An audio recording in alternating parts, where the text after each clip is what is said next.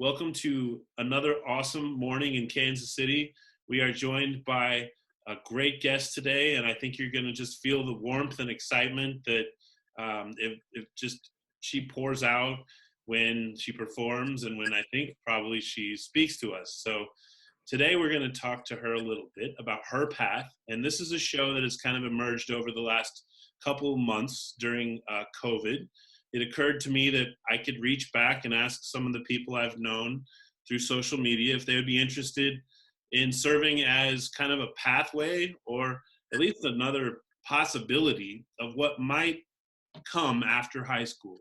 And sometimes in high school, it might feel like you have a smaller view of what really does happen afterwards. So today we're going to talk with Janae Wilson, and she is a performer who goes by J Soul.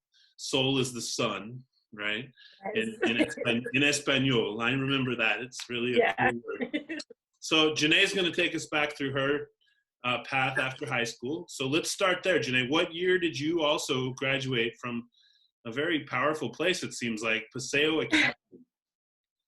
Paseo Academy, yes. I graduated in 2009. Okay. Really cool. Yeah. I've had some people lately who kind of been in the 2008, 2009 time frame. Yeah. That was the best years. Oh, I know, right? I can't say that because I'm loyal to all the years because they were right. There were 16 you were there the whole time, yeah.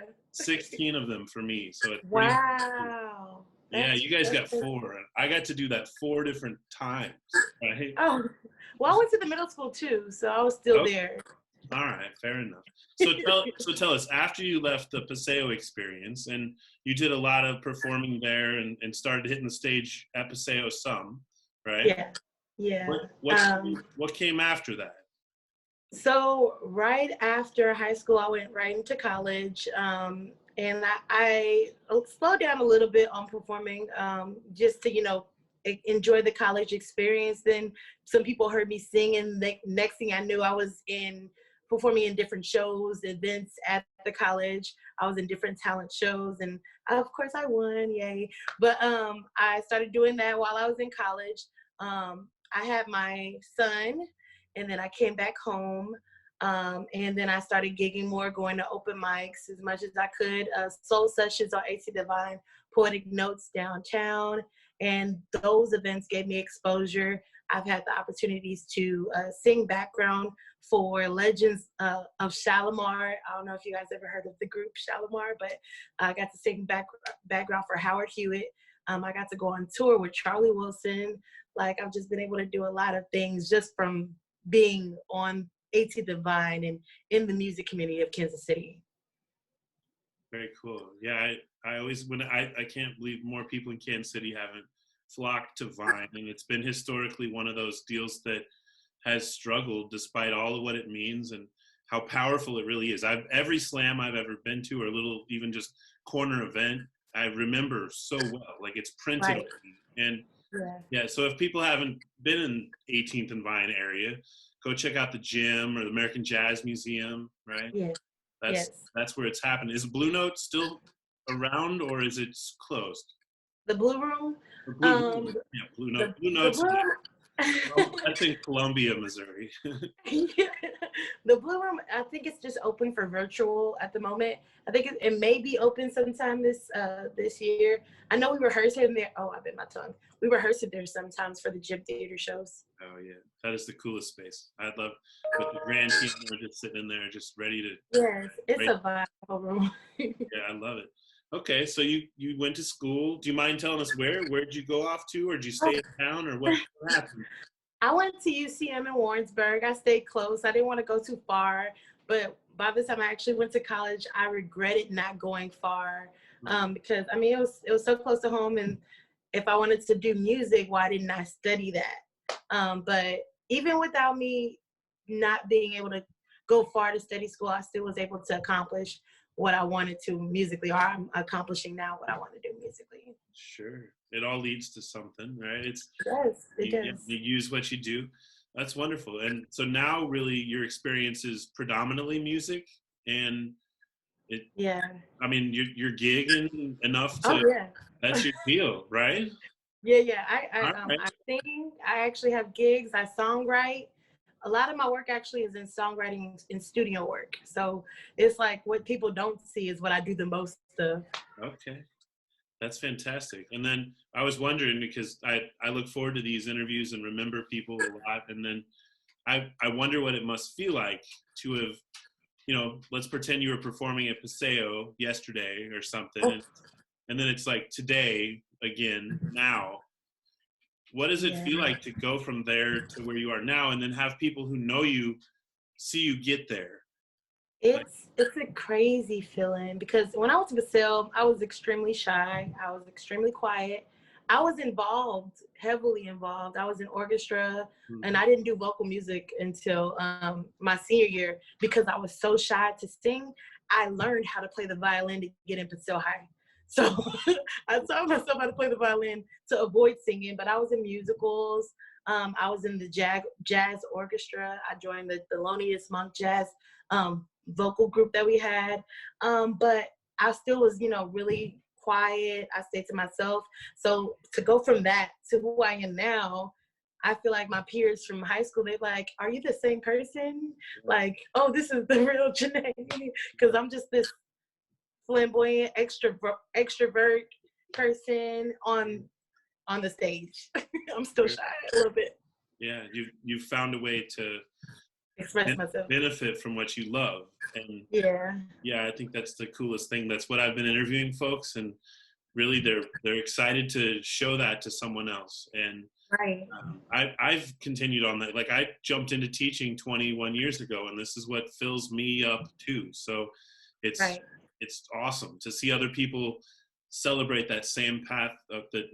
It feels good, and it feels good to check in with somebody. So I am immensely proud to see where you're going and where you want to go.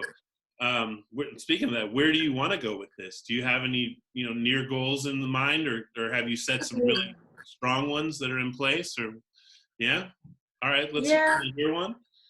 Okay, so pretty much I'm kind of on the path now, but of course I want to be on a higher spectrum of it. Oh shoot, did I lose you there? I'm sorry. Okay. And you will. Okay, I Now we're found it back. talking. It's earthquake momentarily, everybody. We're all good in Kansas City. Okay.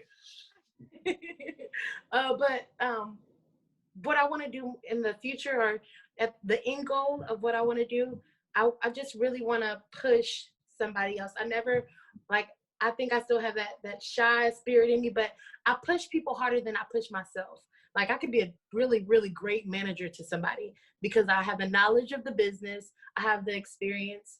I want to be somebody's writer or vocal producer or background vocalist. That's really what I want to do. Right now, I explained how majority of what I do right now in music is write and do production work pretty much in the background. So that's really what I want to do. I love doing it and having the experience of touring. Oh my goodness, I loved it. It was so much fun. Always being on the go. The pressure of learning 40 songs in 2 days with arrangements, it was crazy. Wow. It's a challenge, but it pushed me to my limits I didn't think I was capable of.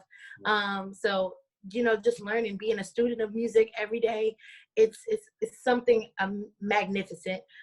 So that's what I want to do at the end. I don't want to be the person up front, the Beyonce. I want to be the who's somebody in the background. I want to be the baby face in the writing room, or in the studio. Okay. Very cool. Or Dre, right? Like on a different level. Come on, yes. That's who I always kind of gave a sense of, like a mental master of this process, this creation. Like somebody could bring somebody in, help them find their craft. Like, I bow down to those people. Those are teachers, right? Those are educators. That's what's going on in this whole situation. So, hey, since it's a historic day in the world, but in Kansas City especially, and new things happen today. We have a new leader in our government today, and we have recently heard, like I was excited as heck to have been a teacher who knew what spoken word was so long ago, right? And to be part of watching today and watching on Facebook and hearing what people, some very uneducated people are saying, but also hearing what some people are just, how well this is resonating with young people, older people. Like, so what'd you think of Amanda Gorman today? I thought she was a true inspiration. Like she's very young. So to be where you are, 22. to have that maturity, to have that gift at such a young age and hone it. She Yeah. probably hasn't reached her peak yet, but to hone it and to stand up there, I couldn't sing up there. I could not sing a word up there. I'd be shaking. Like she was calm. She gave us her words, and her words meant something. I love seeing young people. I'm saying young people like I'm not young, but I love seeing the youth, actually stand for something. Because, we see a lot of bad things happen in the community. So to see something amazing like that happen, that gives nothing but hope, for the future. Yeah. It's a path to follow again, right? Yeah. I was texting a creative writing teacher who's my old position at Paseo today, and we were talking a little bit about what a writing prompt. Just say, pretend you're up there, right? Like, put me back in the class. I want to hear what everybody would do given what they just saw, and pretend you're up there. Go write that piece. So if you're listening, I guess that's the whole prompt in Kansas City today: is pretend you're up there.